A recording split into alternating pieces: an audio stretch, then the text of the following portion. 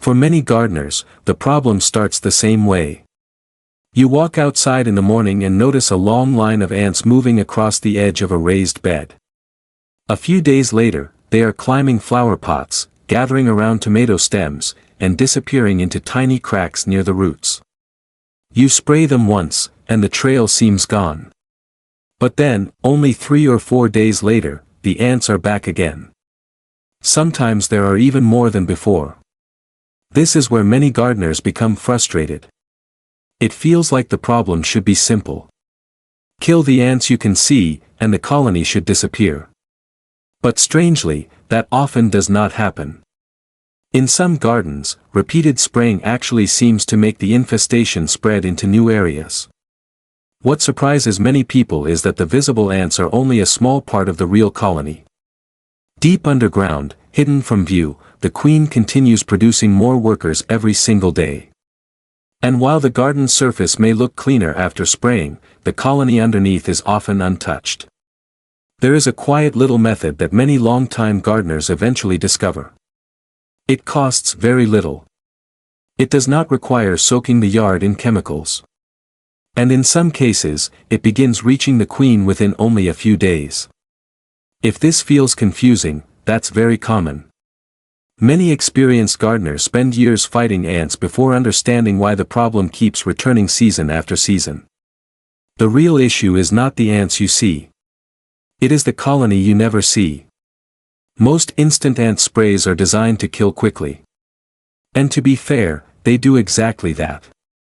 Within seconds, worker ants begin curling up and dying along the trail. For a short time, the garden even feels cleaner and calmer. But underneath the soil, the larger colony usually continues operating normally. Worker ants are only the surface layer of a much bigger system. Their job is to search for food, carry it back underground, and protect the nest. The queen rarely leaves the colony at all. She stays protected deep below the surface while the workers do the traveling. This creates an important problem with fast sprays. If the worker ants die too quickly, they never return home carrying anything harmful to the queen. The colony simply loses a few workers and continues growing. In some situations, disturbing the colony too aggressively can even cause part of it to split apart. Smaller groups may move to nearby sections of the yard, under stones, around pots, or beneath wood borders. A gardener thinks the ants are disappearing, but the colony is quietly spreading. This is why ants should not really be viewed as individual insects. They function more like one connected living system. Each worker supports the colony the same way cells support a body. And once you understand that connection, the reason slow bait works begins to make much more sense. Before explaining the bait itself, it helps to understand something most gardeners never notice. Ants are constantly feeding each other. When a worker ant discovers food, it does not simply eat for itself. It carries part of that food back to the colony. Along the way, the food is shared between workers and eventually passed deeper into the nest. Some reaches developing larvae. Some reaches other workers. And over time, some reaches the queen herself. This feeding network is the reason slow bait can be surprisingly effective. The goal is not immediate death. In fact, the opposite is true. The ants must stay alive long enough to carry the bait home. That part often feels backward at first. Many gardeners expect successful pest control to look dramatic and immediate. But ants are different. The process works quietly underground long before visible results appear above ground. This is also why patience matters so much. A gardener may place bait one evening and wake up the next morning seeing even more ants around it. At first, that can feel alarming. But often, it means the workers are actively collecting the bait and transporting it through the colony. Interestingly, some of the simplest homemade mixtures work just as well as expensive store products. Ants are usually attracted to very basic food sources. Sweet liquids, sugars, or proteins often pull them in faster than strong chemical smells. And that brings us to the small low-cost bait that many gardeners quietly rely on year after year.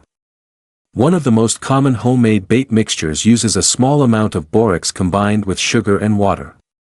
Some gardeners use syrup instead of plain sugar. Others use honey or jelly.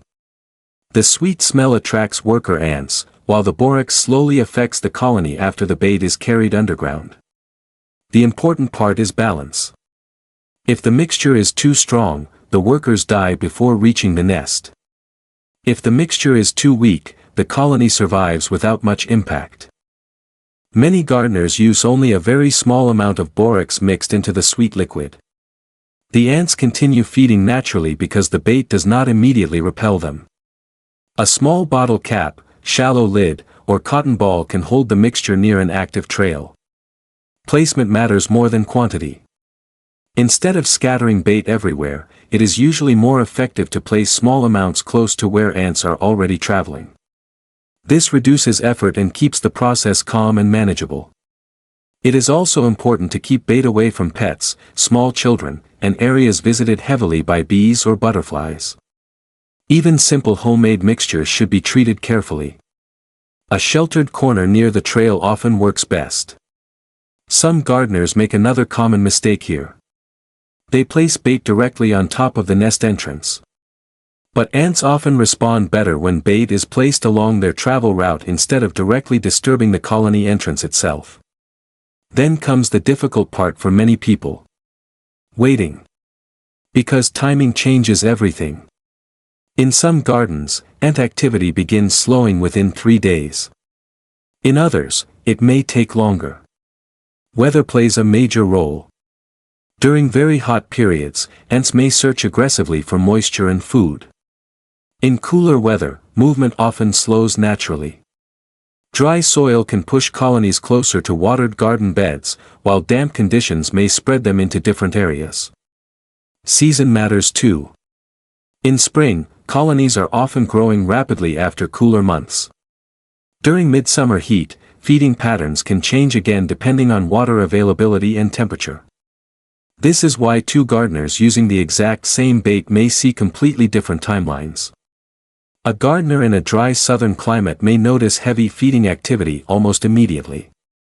Another gardener in a cooler or rainy region may see slower results over a week or more. And if your results take longer, that does not mean you failed. Sometimes the colony simply needs more time to circulate the bait underground. Ant systems are large and surprisingly organized. The process rarely happens all at once. Older gardens also behave differently than newer ones. A yard with mature trees, old roots, hidden moisture pockets, or long-established nests may support much larger colonies than a freshly prepared raised bed. But there is one mistake that interrupts this process more than almost anything else. And many gardeners do it without realizing. After placing bait, it is very tempting to interfere with the ant trails. A gardener sees dozens of ants gathering around the bait and immediately feels the urge to spray nearby areas, wipe away the trail, or move the bait somewhere cleaner. But this often interrupts the exact process that needs to happen. The ants must feel safe enough to continue feeding and traveling naturally. If the trail is constantly disturbed, the colony may avoid the bait completely. Sometimes gardeners also move the bait too soon. They place it in one spot for a few hours, see limited activity, and relocate it again and again. But ants often require time to establish a stable feeding path. Patience matters far more than force here. And surprisingly, seeing more ants at first is usually not a bad sign. In fact, it is often one of the clearest signs the bait is working. When workers discover a reliable food source, they release chemical signals that attract more ants from the colony. Suddenly the trail becomes larger and more active. To a gardener, this can look like the infestation is getting worse overnight. This is often the emotional turning point where people assume the method failed. But many times, the opposite is happening. The colony is fully engaging with the bait. Then, gradually, the changes begin. Not all at once. Usually very quietly. A few days later, the trails may look thinner. Fewer ants appear during the busiest hours. The movement slows. Some feeding lines disappear completely. This gradual shift is what many gardeners overlook. They expect dramatic overnight results, but ant colonies usually decline slowly from the inside out. Underground, the workers continue sharing contaminated food through the nest. Larvae receive less nourishment. Worker numbers begin shrinking. Eventually, the queen herself is affected. As the colony weakens, the garden surface starts changing too. The first signs are often subtle.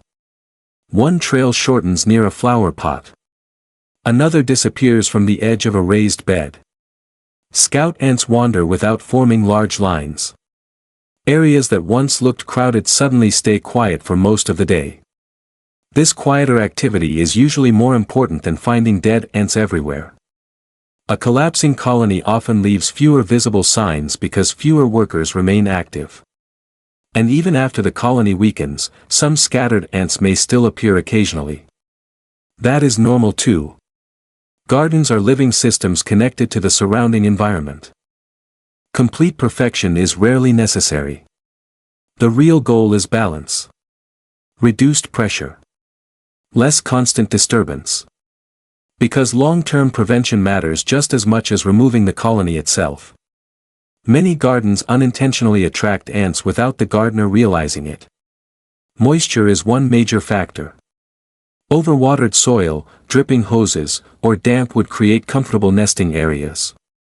In hot weather, ants often move closer to consistently watered containers or garden beds simply because moisture is easier to find there. Food sources matter too. Sticky fruit residue, spilled sugary drinks, compost scraps, and even tiny bits of pet food can attract workers quickly. Aphids are another hidden cause many gardeners never notice.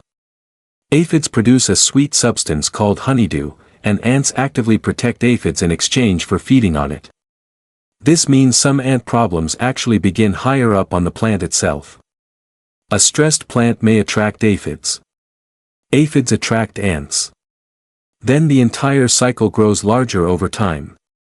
Rotting wood, loose mulch, cracks beneath stones, and aging borders can also provide safe nesting areas close to food and water sources. This is why healthy garden balance often reduces pest pressure naturally. Strong plants usually attract fewer secondary problems. Soil that drains properly often becomes less inviting to large colonies. Gentle observation helps gardeners notice patterns before infestations become overwhelming. And importantly, this does not require exhausting daily work. Small adjustments are often enough. A little less standing water. A healthier watering routine. Clearing sticky fruit from the ground. Watching for aphids early. Allowing airflow between crowded plants. The goal is not perfect control. It is simply making the garden less inviting over time. Many older gardeners eventually discover something interesting. The more they slow down and observe carefully, the easier many pest problems become to manage. That may sound strange at first. But experience changes the way people garden. You begin noticing patterns instead of reacting emotionally to every small problem. You notice which areas stay damp longest after watering. Which plants attract aphids first. Which trails appear only during dry weather.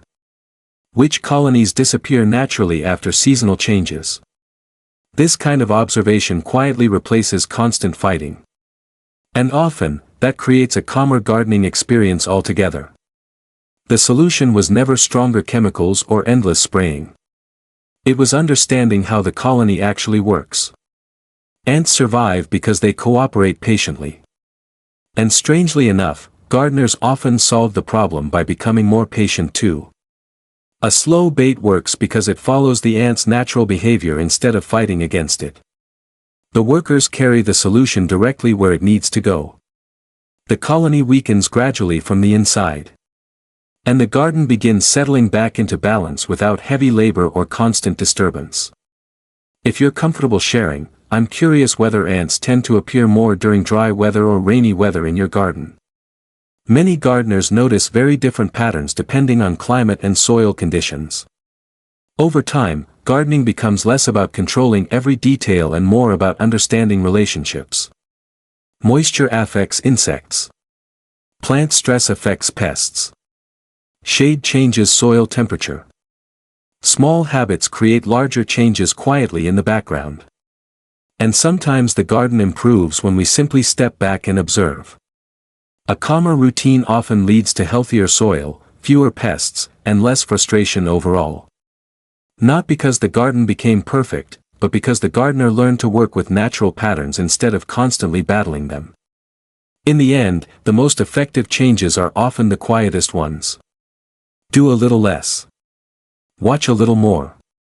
Let the system work for you.